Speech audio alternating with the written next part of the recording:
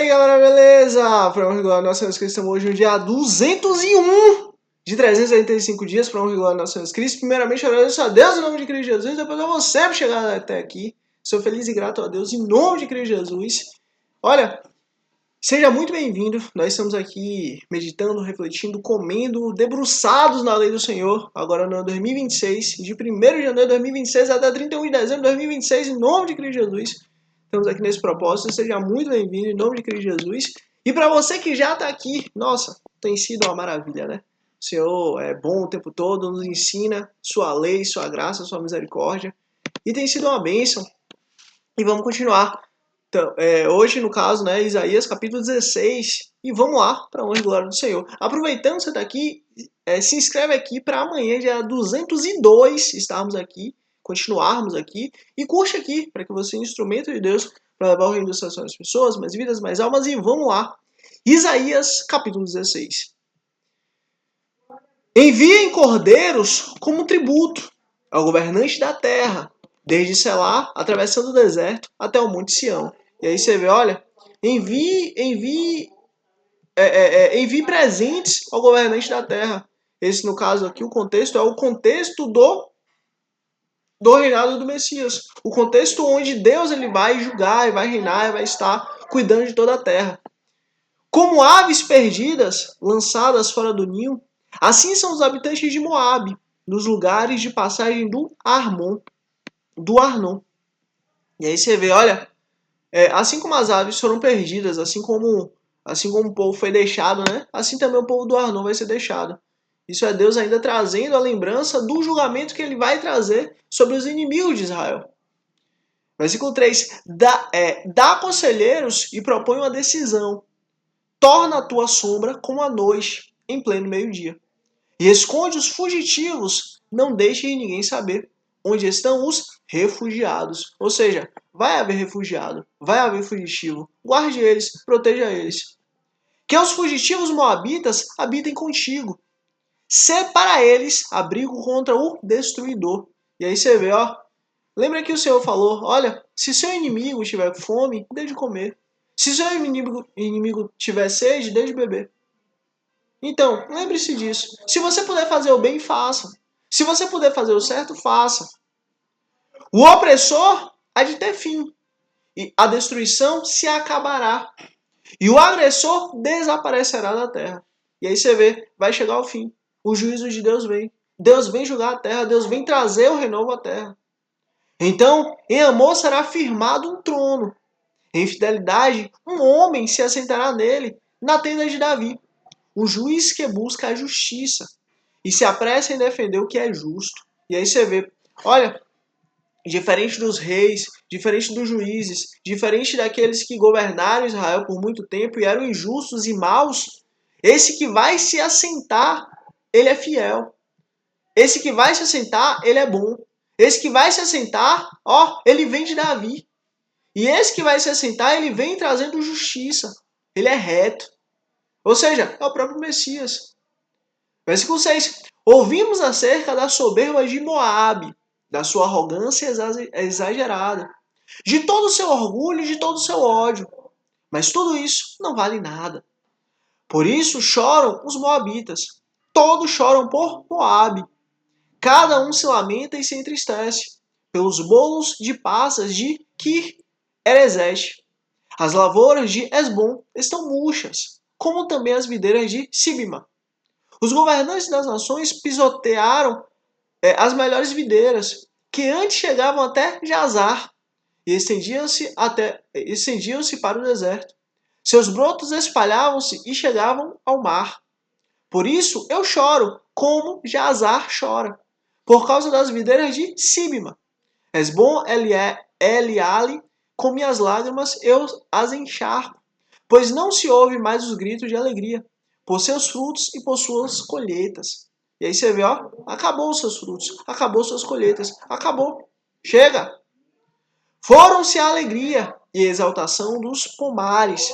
Ninguém canta nem grita nas vinhas, ninguém pisa as uvas nos lagares, pois fiz cessar os gritos de alegria. Por isso, as minhas entranhas gemem, como harpa por Moabe. O íntimo do meu ser estremece por que eres. Quando Moabe se apresentar cansado nos lugares altos e for o seu santuário, nada se conseguirá. Essas palavras o Senhor já havia falado acerca de Moabe, mas agora o Senhor disse: dentro de 3 anos e nem um dia mais, o esplendor de Moabe e toda a sua grande população serão desprezados, e os seus sobreviventes serão poucos e fracos. Olha, acabou. Dentro de 3 anos vai acabar. Dentro de 3 anos Deus vai trazer o julgamento. Dentro de 3 anos e nem um dia mais. Chega! A justiça vem. Deus vai trazer a justiça contra Moabe. E vai ser firme contra Moabe. Dentro de 3 anos isso vai acontecer. Isaías capítulo 17. Mensagem contra Damasco. E aí você vê, Deus continua trazendo a mensagem dele de juízo. Juízo contra a terra, juízo contra o mal. A advertência contra Damasco. Damasco deixará de ser cidade e se tornará um monte de ruínas. Suas cidades serão abandonadas, serão entregues aos rebanhos que ali se deitarão, e ninguém os espantará. Efraim deixará de ser uma fortaleza, e Damasco uma realeza. O remanescente de Arão será como a glória dos israelitas. Anuncia anuncia o Senhor dos Exércitos. Você vê, olha, vai acabar a força, vai acabar a capacidade, vai acabar a possibilidade que Efraim tinha. Chega! Vai virar um monte de ruína. Acabou. Assim é. Assim Deus fez. Naquele dia, a glória de Jacó se definhará e a gordura do seu corpo se consumirá. Será como quando um ceifeiro junta o trigo e colhe as espigas com o braço, como quando se apanham os feixes de trigo no vale de Refaim. E aí você vê, lembra do vale de Refaim? O vale dos gigantes? Lembra do vale onde ali tinha gigantes, ali tinha homens cruéis, ali tinha homens violentos, ali tinha homens sanguinários, ali tinha homens que mediam mais de 2 metros, 3 metros, e eram homens extremamente maus. E aí que tá, por quê? Deus está fazendo uma menção direta a esse vale. Por que será como no dia que os homens colhiam trigo no vale de Refaim? Porque assim foi. Esses homens, os filhos de Refaim, esses gigantes terríveis e maus, eles estavam ali colhendo, ali nos seus vales, apanhando trigo. Até que de repente quem vem? Josué e Caleb. E Josué e Caleb dominam a terra. E Josué e Caleb acaba com eles. E Josué e Caleb conquistam a terra de Deus para a glória do Senhor. Então, a destruição vai chegar. Deus vai trazer a justiça.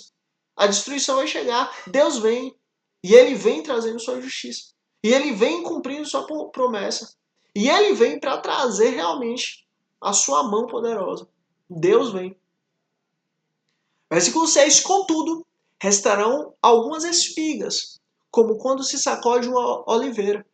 Ficam 2 ou 3 azeitonas nos galhos mais altos. E umas 4 ou 5 nos ramos mais produtivos. Anuncia o Senhor, o Deus de Israel. Ou seja, de toda essa terra, ainda vão ficar alguns. Um remanescente, um pequeno povo, um pequeno rebanho. Alguns poucos ainda vão existir. Isso é o que Deus já está anunciando. Naquele dia os homens olharão para aquele a que os fez e voltarão os olhos para o Santo de Israel. E aí você vê, naquele dia os homens vão se arrepender e vão voltar ao Deus de Israel, ao Santo de Israel. Naquele dia os homens vão se arrepender e vão, realmente, o Senhor é bom. Realmente o Senhor tem cuidado de nós. Realmente tudo isso nós estamos vivendo por causa dos nossos pecados. Mas Deus teve misericórdia de nós e ainda nos deixou vivo. Não olharão para os altares, obra de suas mãos, e não darão a mínima atenção aos postes sagrados. No caso aqui, esses postes sagrados são os obeliscos. Não olharão mais para os obeliscos. Não, não, não. Chega disso aí. E aos altares de incenso que os seus dedos fizeram. Não. Não mais olharão para obras feitas pela mão do homem. Mas sim olharão para Deus. Mas sim se voltarão a Deus. Mas sim buscarão quem Deus é. E isso muda tudo. Versículo 9. Naquele dia, as suas cidades fortes, que tinham sido abandonadas por causa dos israelitas, serão como lugares entregues aos bosques e ao mato, e tudo será desolação. Ou seja, a destruição vem. Porque vocês se esqueceram de Deus, do seu Salvador, e não se lembraram da rocha. Lembra da rocha? A rocha, a pedra que os construtores rejeitaram, ela se tornou o quê? A rocha fundamental. Olha, da fortaleza de vocês. Por isso, embora vocês cultivem as melhores plantas, videiras e importados, no dia em que as semeiam, no dia em que as semeiam, as façam crescer, e de manhã florescer, contudo, não haverá colheita no dia da tristeza e do mal irremediável. Ou seja, ainda que vocês tenham habilidade, ainda que vocês possam cuidar das plantas, ainda que vocês possam cuidar do ambiente, ainda que vocês achem que vocês tenham condição de fazer qualquer coisa, apesar de todas essas coisas, a destruição vem. Apesar de todas essas coisas, a destruição foi decretada. Apesar de todas essas coisas, o mal vem. Não tem para onde correr. Versículo 12. O bramido das numerosas nações bramam como o mar.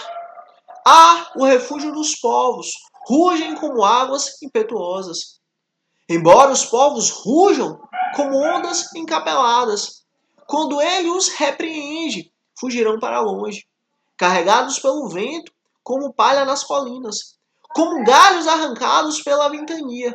Ao cair da tarde, pavor repentino. Antes do amanhecer, já se foram.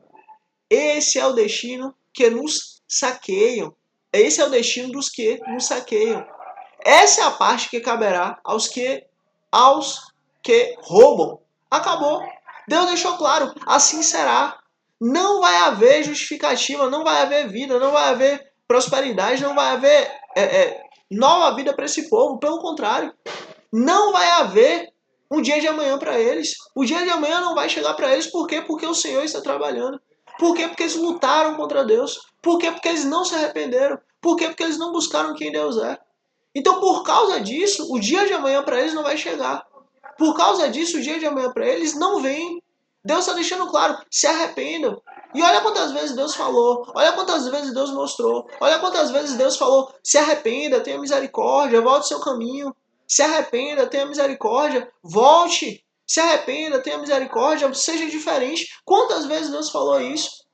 Quantas vezes Israel foi luz para o mundo? Israel foi luz para os seus vizinhos. Israel foi luz para a terra. Para dizer o quê? Para mostrar o quê? Volte para o caminho.